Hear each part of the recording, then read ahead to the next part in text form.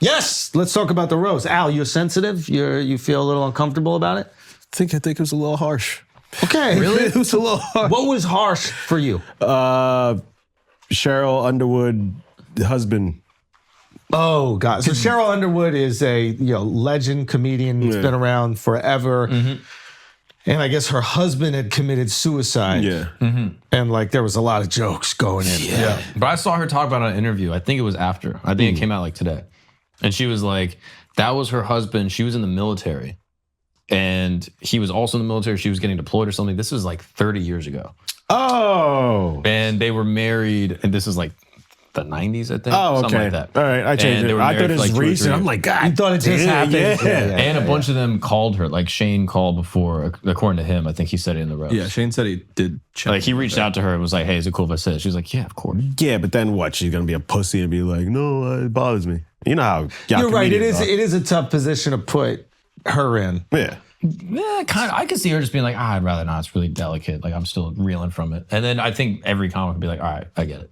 Yeah, I don't think anybody would, but there is also a part of you that's on the roast. You're like, all right, everything's free game. Yeah. Yeah. You don't want to be the one pussy on the roast that gives people like, oh, you can't say this. I guess. But in that regard, she was totally fine with it, according to this interview. Yeah, but 30 years, that's nothing. I wouldn't say that. How is there no middle ground at all? That's like, bro, this went too far. That's like if really one of my college hoes died right now. All right, what else is hurting you? No, that was the main one. But I feel like this one was just, and I know that's the nature of a roast. It's just like, hey, say the most brutal thing you could think of. And maybe I'm just getting soft. I thought it was rough. But isn't that part of it? But I love it. Yeah. But if that comedy flies and everybody's okay with that, why can't that comedy just be the standard? Mark had a great point about this. So, like, first off, I love roasts. I genuinely love them. Yeah. Like, I love all the Comedy Central roasts. I love the Netflix roasts. Like, I just enjoy, like, just rapid fire, clever jokes. They're biting, they're stakes, it's live. It's like the whole thing is perfect. I hang out with black people more in New York. You see that all the time. Yeah. It's just awesome. It's like the best. But I do think, like, for the general public, having an environment for, like, super dark, roasty, like borderline aggressive comedy is nice when it exists within a specific forum. Because you're primed for it. Yeah. You're basically telling everybody, hey, the worst jokes possible are going to be said, so don't be surprised when they're said. Yeah. And prepare yourself for this. Like if you click play, know that's what you're going to see. Yeah. Like if I'm at work in my office job at 8 a.m. and someone says one of these jokes to me, I would even be like, whoa, that's a little much for work. You know what I mean? If I meet someone for the first time. Because you're not primed for this is going to be the craziest shit. You're primed for this is corporate America and we're all going to put on a corporate face and a corporate accent and do our thing. And that's funny. Me, I like to ruffle feathers. I'm like, oh, it's much better to say it in the place where it's unexpected. I would enjoy that more. Yeah. But I also recognize that I wouldn't say that joke in that environment. You know what I mean? If I'm meeting like my wife's parents for the first time, I wouldn't say some of these jokes. If I'm hanging with my buddies, I might say some of them more. You know what I mean? Yeah. If I'm at a comedy club, I might say most of them. And then when you're at a roast, it is the exact environment to say all the worst possible stuff. And that is the point of it. It's like you don't need like you shouldn't expect violence in everyday society. But at the UFC, you need violence. Like it necessitates. They're preparing you. They're like, yo, someone's going to elbow someone in the face when they're passed out on the ground. Yeah, and there could be blood, and people might pass out. Like they might get knocked out cold. No, that doesn't mean that some people don't watch UFC and be like, this is too brutal for me. Yeah, just it might like be I'm too sure, for roast, it's the same thing. But at least it's like there's a framework put in place and an expectation for you going into it. And I think sometimes when the clips hit the internet, someone's scrolling and they have not subscribed to a roast. Right? So then they're looking at cat videos or whatever, and then this crazy joke comes out and they're like, yo, I didn't sign up for this. I signed up for Mark Zuckerberg's, Instagram. Yeah. So then they're caught off guard. But I find it hard to believe that people that were like, I'm pressing play on this roast and I know it's going to be absolutely savage. I find it hard to believe that those people would be like super offended. Yeah, I don't think anything, or I didn't hear anything that was like offensive. I just was like, oof, they really went there. They went there. Yeah. And I like that shit. Oh, there was some great jokes. I also think there's a difference with like something, like I think you can be sensitive to something and still think it's funny. Yes. You know what I mean? Like I'll hear jokes even just like at a club or whatever where I'm like, oof, like that's like something for me personally where I'm like, oh, that's a little close, but I still think it's so funny that I'm like, I don't care. because the funniness outweighs the sensitivity. And the more sensitive something is, the funnier something has to be, which is why I like jokes that push the line of sensitivity. Yeah. Because it necessitates that it's that much funnier. Yeah, I saw a bunch of clips and I watched some of it, and I just thought the jokes were great. And it was like everybody was going in. You know, it was gloves off. I think the only time I'm like, oh shit, is when like anybody's kids get brought up. And maybe it's because I'm a dad or whatever it is, or you just think about the kids as like, you know, they're just like young and kind of defenseless. And it's not the person's life, it's somebody else's life. Like even with the Tom Brady roast, it's like, I ain't saying shit about his kids, bro. Like I don't, because they didn't sign up to be in this environment. Exactly. But neither did his ex-wife, and we definitely made jokes about her ass. You know, public figure. That's also the other rule. It's like if your spouse is a public figure, then you know she's free game. You know, who was it who called Kevin's wife a ladyboy? No, Dave's wife. No. Oh, Dave. Naeem Lynn. Naeem Lynn is a hilarious comedian. One of Kev's boys. He was in the Plastic Cup Boys, but also like a hilarious stand-up. Son, he was fantastic. Yo, shout out to you, Naeem was fantastic. Killed yeah, he's like, what did he say about Dave? He's like, he went in. He said, I don't know why he did that. He said, Dave wasn't even there. He said, Kevin hates you. He goes, Kevin hates you more than the transgender community hates you. And then he goes, I don't know why you hate transgender so much when your wife is a Filipino ladyboy. Yo, I was like, whoa. That's why even Shane went up like, that was interesting. I'm sure he'll be totally okay with that. Yeah. Went hard. But I thought all the comics did great. Tony killed. Tony crushed, bro. Shane killed. Shane did great. I mean, I thought Cheryl Underwood did great. Yo, Shane bringing Chelsea up as he goes, she was at a dinner with Epstein. And it wasn't even a big dinner, just a few people there, like Prince Andrew and Woody Allen. You can look it up. There's articles. Yeah, there's articles. But anyway, give it up for Chelsea. No joke. It's just a fact about her life. Unreal. Yeah. She's a Zionist. Not that it's good or bad. Yeah. Speaking of dead babies. That was great. That was great. But yeah, Jeff did great. And then the person that impressed me the most that I was so charmed by was Lizzo. Oh, Lizzo was so good. Lizzo was fantastic. Because she was having fun. Up there yet. Yeah. Oh, it's awesome. She just had fun. Like you could tell like she was enjoying it, not just trying to do well. And there's a version of like, I just want to crush. And then there's a version of like, this is silly and naughty and like, I'm in it. Yeah. And that energy, I think, always wins. Yeah. You know, like, so, yeah. Even if like you might bumble a line, it doesn't matter because people are like, oh, they're having fun and they're stoked to be in this moment. Yeah. And signing up to it, she knew she was going to get cooked. I didn't even see her there. She came out. Yeah. I don't know if she was announced. I think she was like a guest. Yeah. She did that on purpose. But then some people, I think, went after her. Okay. So they still had jokes for her. Got it. Okay. Yeah. Yo, what's the process for the roast? Like, are all their jokes written by other people? No, you get like a group of guys that will write jokes. Okay. So like the celebs usually have like a team of guys and they got like amazing fucking writers. They're like Mike Lawrence is fantastic, Dan St. Germain, another guy. And like, and then everybody kind of just has like a team of guys and you work with them and you put together the set.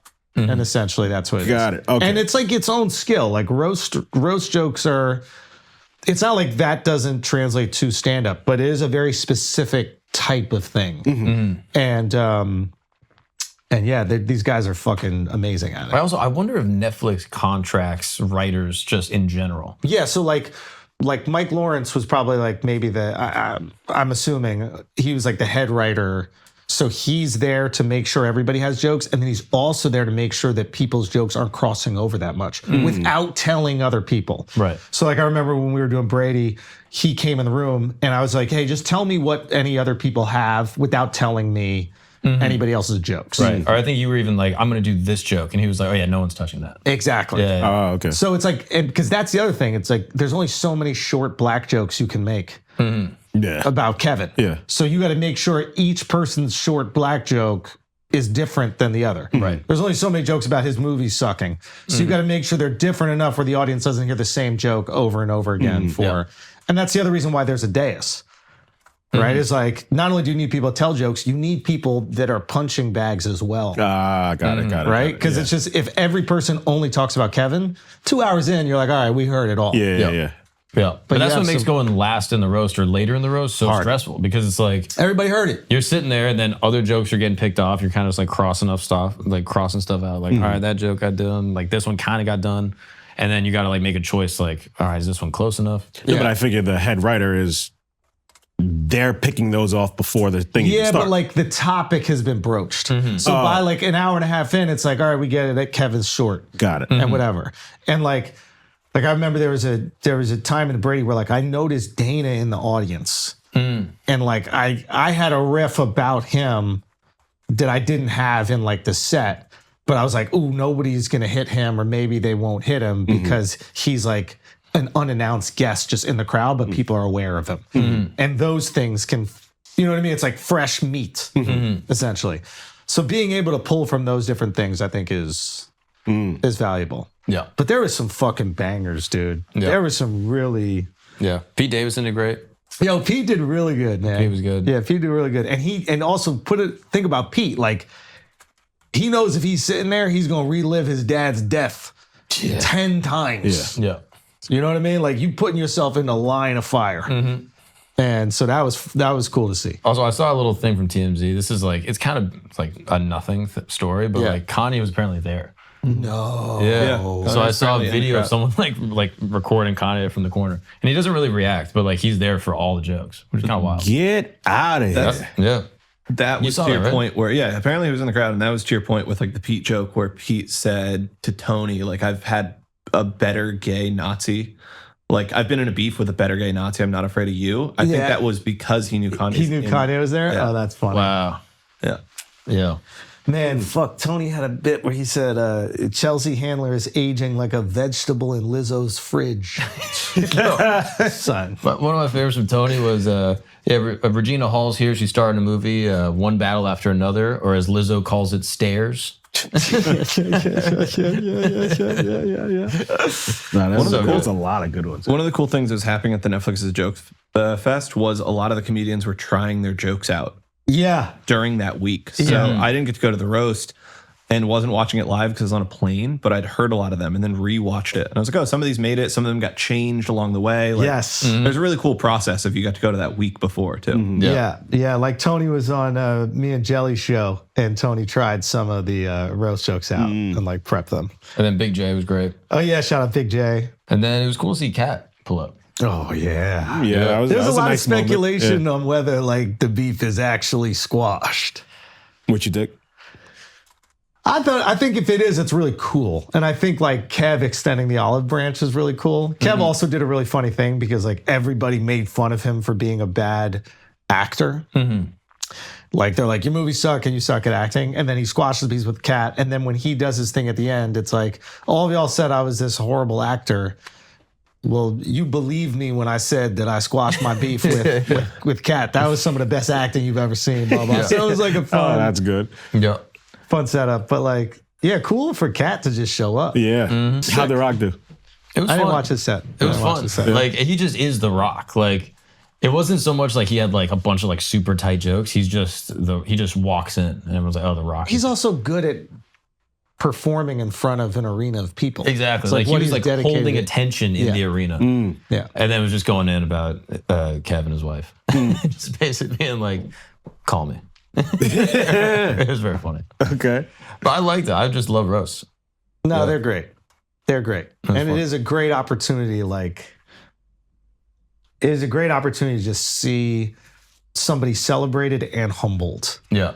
And I think it's easier for like humans to celebrate somebody while humbling them at the same time. You know, like if somebody gets a lot of success, like the maybe human instinct is just to start tearing them down. Yeah. So in the process of celebrating you, we are going to tear you down. It's probably like why dudes give birthday punches to their friends. It's like, I can't just be nice to you all day. Let me beat the shit out of you and then I can be nice to you. Yeah. So it's like, we're already doing this at like 8 years old or whenever we start birthday punches. Yeah. But it seemed like there was some real animosity on that station. Like, that was one thing they weren't doing that great of acting. I don't think Tony likes Chelsea Handler that much. And Chelsea was like shaking when she was like, "There's a difference between Judaism and Zionism," like to Shane. Yeah. Is there a little party that wishes you did it? I had some FOMO. I'll be honest with you. I did have a little bit of FOMO because they asked you. The agents basically reach out and they're just like, hey, we heard it's going to happen. Like, are you down? And I had talked to like Netflix about some other whatever. And I just had to make a decision between like developing a new hour of material to go tour or doing the roast. Cause I know I wouldn't be able to do either. I'd be like, I'm just going to lock myself in the fucking clubs and be working on my 10-minute thing. And like, it becomes the whole month. Yeah, as 2 months? 2 months maybe. Yeah. If you really want to do it in like Excel. Yeah. But in retrospect, there's also versions like, all right, maybe I should just done it and just had some fun jokes and just had. Yeah, you should have did it. I know, I had a little fun, but I'm also glad that I focus on stand up and I'm able to get back on the road and like that's. But yeah, that's it. When you see it, you're like, oh man, that looks so much fun. I'm a fucking idiot. I should have just fucking done it. Stupid. Well, it's nice to do it. It's the 3 months preparing where you're in fight camp. Yes. You know what I mean? Like putting everything else off, not traveling with your kids. Yes. yeah. I got to travel with my kids. Yeah. You know what I mean? You got the benefit of that, which is good. Yeah. But no, it was, I don't know. It was just cool to see. They need Tiger to do it. Tiger Woods got to be the next one. Yeah. There was he don't seem like he got a sense of humor. Perfect. But that's even better. I like it when it's celebs. I think a little more. Like that's what I liked about the Comedy Central ones is like I enjoy seeing people kind of out of their element. Yes. Like when Bieber did it, or like Charlie Sheen. The vulnerability of it. Yeah. Like a comedian is not to say that this wasn't awesome, but they're a little bit better at maybe like taking jokes about themselves. They've been like Kevin might be one of the best ever at taking jokes. Yeah. Like he'll tell you stories about going through it. Yeah. At the cellar. I mean, stories of him and Patrice. And Patrice used to throw the phone book at him while he was on stage.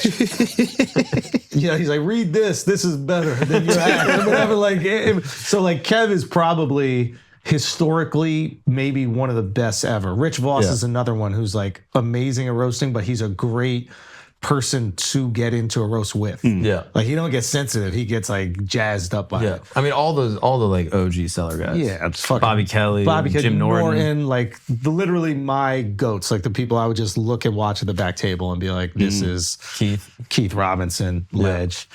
So that was, but yeah, when you see a celebrity that's not used to getting teased, there's something about it. It kind of adds some stakes to it. For sure. You're like, oh shit, they're angry.